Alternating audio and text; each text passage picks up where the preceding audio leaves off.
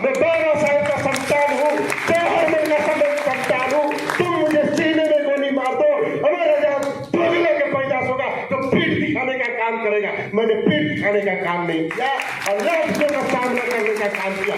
सरकार झुकी, आपके जो दलित नेता है वो झुकने के लिए तैयार हो गए। उनका स्टेटमेंट आया कि पासवान जो संविधान का चौकीदारी का आरक्षण है वो हमारा है। उनका लिखा हुआ है स्टेज पे, जो अनुसूचित जाति जनजाति का आरक्षण संविधान का मुद्दा है निजी क्षेत्र न्यायपालिका में, ये कितना महत्वपूर्ण है हम सभी अनुसूचित जाति जनजाति पिछड़े वर्ग के समाज के लिए।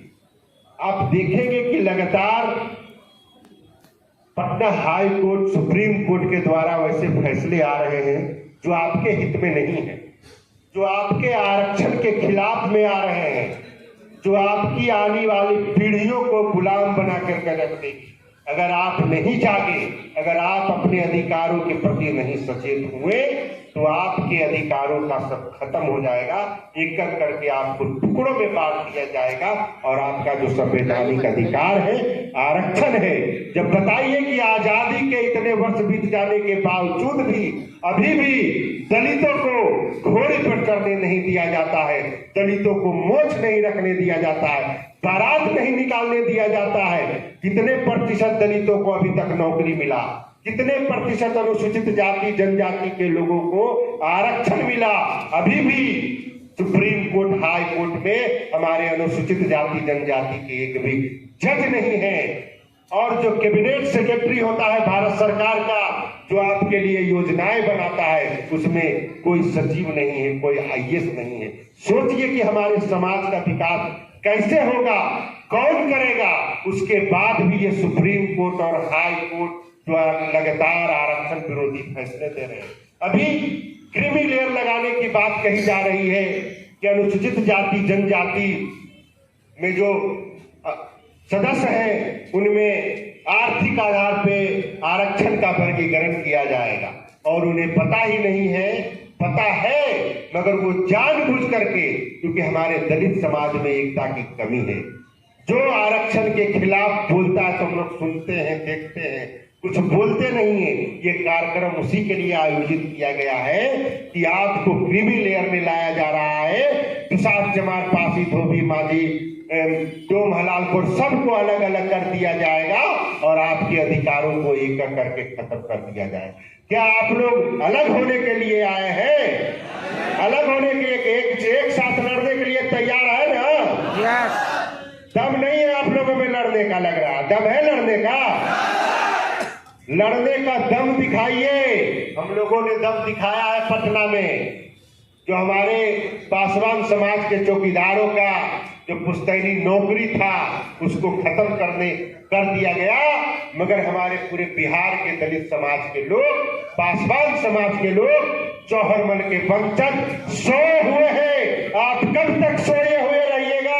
आपके अधिकारों को धीरे धीरे खत्म कर दिया जा रहा है। आप उन नेताओं के आदेश को सुनना चाहते हैं जो आरक्षण विरोधी पार्टियों में घुसे हैं, आरक्षण विरोधी मनुवादी संगठन में है। आपका वो कभी भला नहीं कर सकता, चाहे आप जितना उनके गाड़ियों के पीछे पे जयकारा लगा लीजिए, नारा लगा दीजिए, पर संविधान और आरक्षण का जो मुद्दा है, जिनके बदौलत यहाँ पर सैकड़ों छात्र जो है सबसे ज्यादा अम्बेडकर छात्रावास बिहार शरीफ के उपस्थित है। अगर ये छात्रावास नहीं होता तो आप किसी गांव में भैंस और गाय और बकरी चला रहे होते, आप पढ़ नहीं पाते, आपके पास इतना पैसा नहीं है।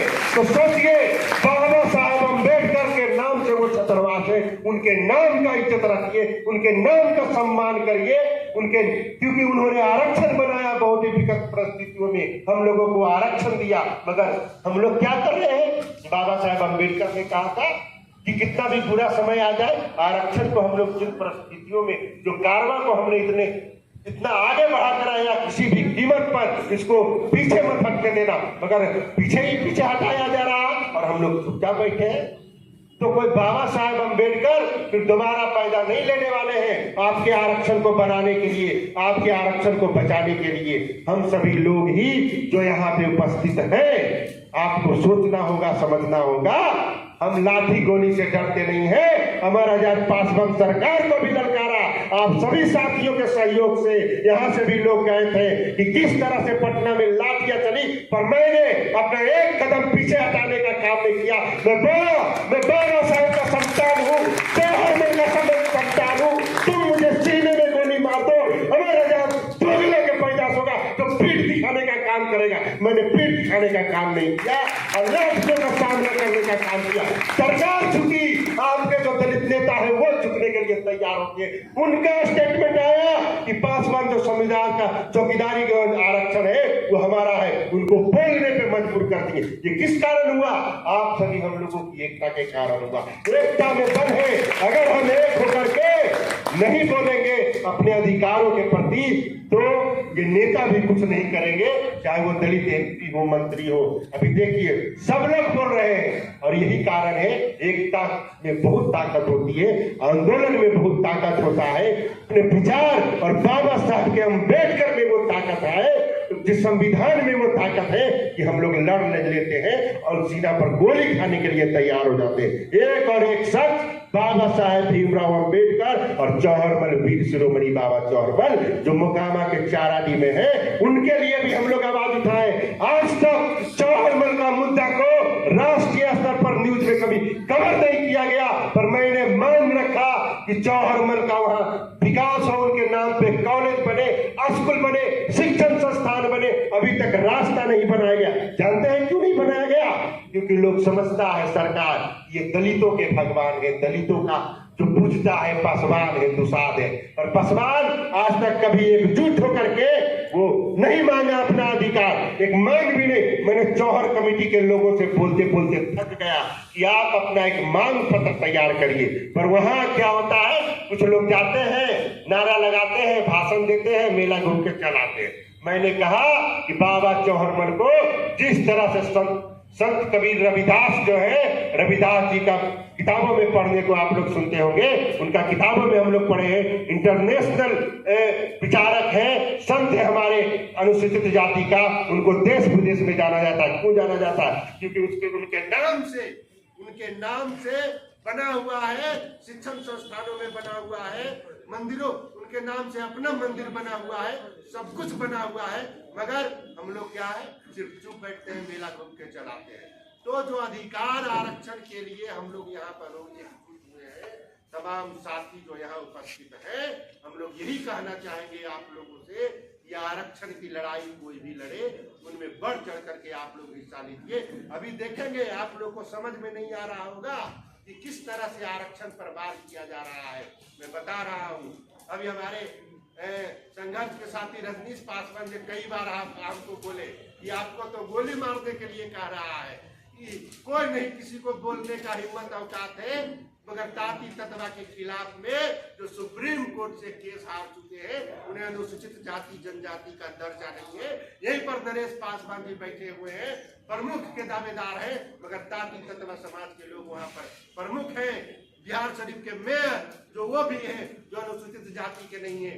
अगर सुप्रीम कोर्ट का फैसला कोई अनुसूचित जाति जनजाति के खिलाफ में होता तो एक दिन में सचिवालय खुलवा करके डीएम को ईमेल फैक्स कर करके लागू करवा दिया जाता। मगर ये समग्र अनुसूचित जाति के अधिकार का मामला है, तो सरकार इस पर कुछ नहीं कर रही है। सरकार चुप बैठी है। अभी तक जाति तत्व समाज का लोगों का अनुसूचित जाति जनजाति का प्रमाण पत्र बन रहा है। लाखों लोग डॉक्टर, इंजीनियर, मेयर, मुखिया, समिति प्रमुख बन चुके हैं, मगर हम लोग 9 साल से, ये शर्म की बात है पूरे बिहार के दुसाध जमात धोबी पासी जो है दलित समाज के लोगों के लिए शर्म की बात है कि 9 साल से आरक्षण आपका दूसरा कोई ले रहा था और आप उन नेताओं के आदेश का इंतजार कर रहे थे जो संविधान को भी नहीं मानता है, जो आरक्षण को सही से, जो दलित जीत के जीता है, अपने आप को दलित कहलाने में भी शर्म करता है। उन नेताओं को आदेश का आप लोग सोच रहे थे कि वो कुछ बोले, वो कुछ करे, तो वो लोग कुछ करने वाला नहीं है आपके लिए। आपको लड़ना होगा, आप नौकरी करेंगे। आप छात्रावास में पढ़ते हैं, अभी नौकरी में लाखों वैकेंसी आने वाला है बिहार सरकार में। मगर अभी 65% जो आरक्षण जो खत्म कर दिया गया पटना हाईकोर्ट के द्वारा, आप लोगों में से कितने लोगों ने इसकी लड़ाई लड़ा? कितने लोगों ने बताइए? वो आपका नौकरी लगता, वो कोई पॉलिटिकल रिजर्वेशन नहीं था, वो कोई एमएलए एमपी का रिजर्वेशन नहीं था, मगर यहाँ पर SC ST OBC का वो पूरा अधिकार था। 15% हम लोगों का आरक्षण बढ़ा था। शेड्यूल कास्ट का यहाँ पे 4% आरक्षण हम लोगों का बढ़ा था, पूरा 22% अब हो गया था। 16 से 22% हम लोगों का आरक्षण हो गया था। तो उनमें कितने दलितों का नौकरी लगता, कितने लोग डॉक्टर, इंजीनियर, दरोगा सब कुछ बनते, मगर वो सब खत्म हो गया। मगर हम इंतजार कर रहे हैं कि कोई आएगा, हमें जगाएगा, तब हम उठेंगे, लड़ेंगे। ये आप फिक्र मत करिए, जो जागरूक लोग होंगे वो जरूर लड़ेंगे। जो पढ़ने वाले लोग हैं, जो पढ़ता है वही लड़ता है, जो नहीं पढ़ता है वो कभी नहीं लड़ता है। आज यहाँ सभा में बैठे हुए हैं सभी पढ़े लिखे लोग हैं, आंदोलनकारी लोग हैं, जो अंबेडकर छात्रावास के लोग हैं। तो मेरे भाइयों, आप तमाम जो साथी यहाँ उपस्थित हैं, काबिले तारीफ है।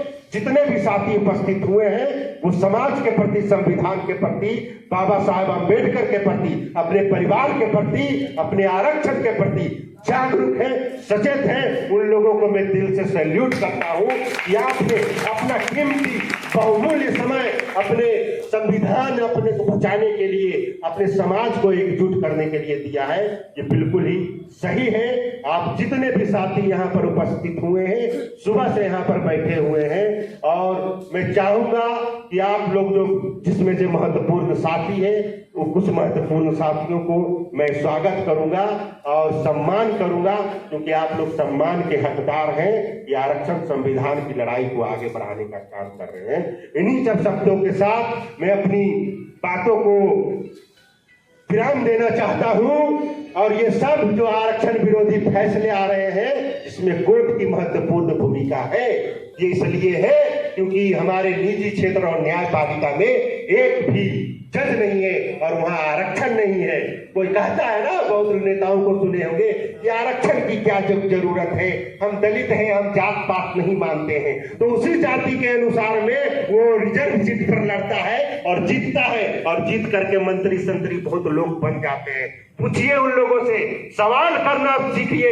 अपने जितने भी एमएलए एमपी हैं, जिस दिन उनसे सवाल करिएगा, हमने सवाल किया 5वां चौकीदार आंदोलन में, तो देखिए एकजुट होकर के, संगठित होकर के लड़े, तब वो धराधर उन नेताओं का बयान आने लगा। जो चुप बैठे थे, उसमें कुंडली मार के बैठे हुए थे कि हम क्या बोले, हम पहचाना जाएंगे, दूसरा जाति का लोग हमको पहचान लेगा, हम फॉरवर्ड लोग हमको पहचान लेगा, बैकवर्ड लोग पहचान लेगा, दलितों में दूसरा लोग पहचान लेगा। मगर हम उन नेताओं को झुकाने का काम किए हैं, आगे भी झुकाएंगे। आप सभी साथियों का इसी तरह साथ मिलता रहा। इन्हीं सब शब्दों के साथ मैं आप तमाम साथियों को जय भीम, नमो बुद्धाय, जय बाबा चौहान।